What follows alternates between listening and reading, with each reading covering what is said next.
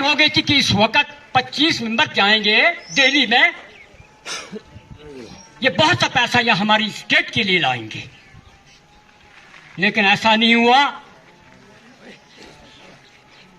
16-17 की लाइबिलिटी, मुराद जी, 16-17 की लाइबिलिटी बड़ी 56 करोड़ रुपया मेरे डिस्ट्रिक्ट उधमपुर का इनको कर्जा है।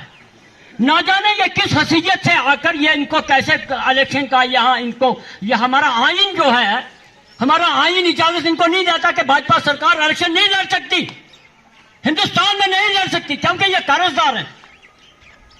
अगर किसी को किसी बैंक का कर्जा देना है कि वो नहीं खड़ा हो सकता, वो उम्मीदवार नहीं हो सकता, वो पहले कर्जा अदा करे उसके बाद वो खड़ा हो।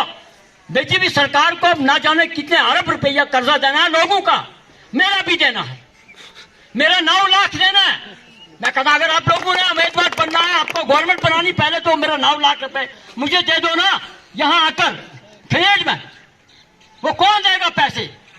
16-17 की लाइबिलिटी कितने खर्च। ये जो सरकार है इस वक्त, आपको पता है कि हमारे गरीब लड़कों ने फार्म भरे थे, यहाँ डिस्टर्ब एरिया थे हमारे, इन्होंने फार्म भरे थे एज ए एसपीओ भर्ती होने के लिए।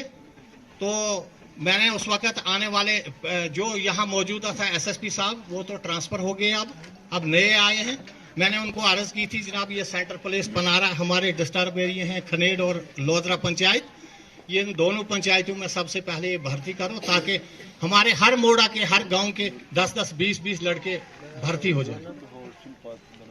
तो उसके बाद ये वीडीसी के लिए बोला था, वो भी गने दी, वो दी। उधर जो प्लान एरिया हैं जहाँ के मिलिटेंसी नहीं है, जहाँ मिलिटेंसी है उधर गने नहीं दी, उधर दी SLR है डंडे, और उधर दी उनको दी SLR है, इधर दी वो 303 बुल्ट वाली। एक फायर करो तब तक आदमी कहीं का कहीं होता है।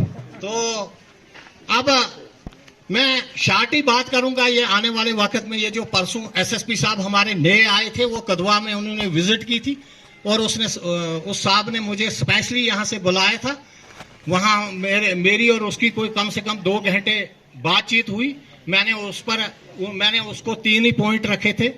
मैंने कहा जनाब ये जो बिछड़ा इलाका है हमारा खनेड और ये लोधरा पंचायत, और यहाँ 3 डिस्ट्रिक्ट टक्कर खाते हैं, एक डिस्ट्रिक्ट कठुआ है, एक ये डिस्ट्रिक्ट डोडा है, और एक डिस्ट्रिक्ट हमारे उधमपुर है, ये बाउंड्री है ऊपर। मैंने कदवा से उसको पूरी चीजें बताई थी।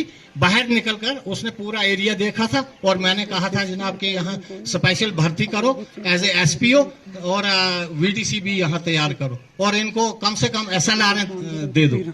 मैंने ये नए वाले एसएसपी साहब को बोला था ये 2-3 बातें। दूसरी बात बोली थी मैंने रोड के बारे में बोला था कि इस पर जोर रखो। बाकी फौज के बारे में कहा था कि इधर फोर्स को बढ़ाओ ताकि यहाँ लोग आराम से रह सके, क्योंकि ये यहाँ गरीब जनता रहती है। इन्होंने 4-4 नाग माल भी रखा है, इन्होंने ढोके भी जाना है, तो ये ढोकों से इस वक्त भागकर नीचे घरों में आ गए। क्या करेंगे बेचारे गरीब आदमी, एक गाय रखी है, कहाँ पालेंगे उनको।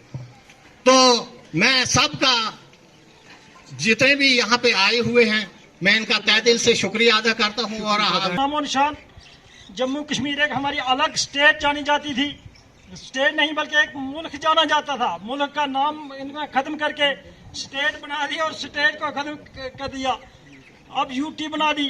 ये बड़ी एक नाकाबिले बर्दाश्त चीज़ है। अगर ऐसे हम आइंदा भी इनका साथ देते रहेंगे तो फिर हम कभी कामयाब नहीं होंगे। साथियों, मेरी सबसे गुजारिश है, अब तो ये एनसी और कांग्रेस का अलायंस है, सभी पार्टियां मिलकर हमारा जीतना इस वक्त काफ़ी अच्छा हो चुका है। हमारा कैंडिडेट आसानी से जीत सकता है अगर हम लोग हिम्मत करें। तो इस बार जो आने वाली सरकार पहले रही है, इन्होंने नौजवानों को तो इनकी बिल्कुल ख़त्म कर दिया है। एजुकेशन में इन्होंने लोगों की नस्लें तक तबाह कर दी हैं, क्योंकि एजुकेशन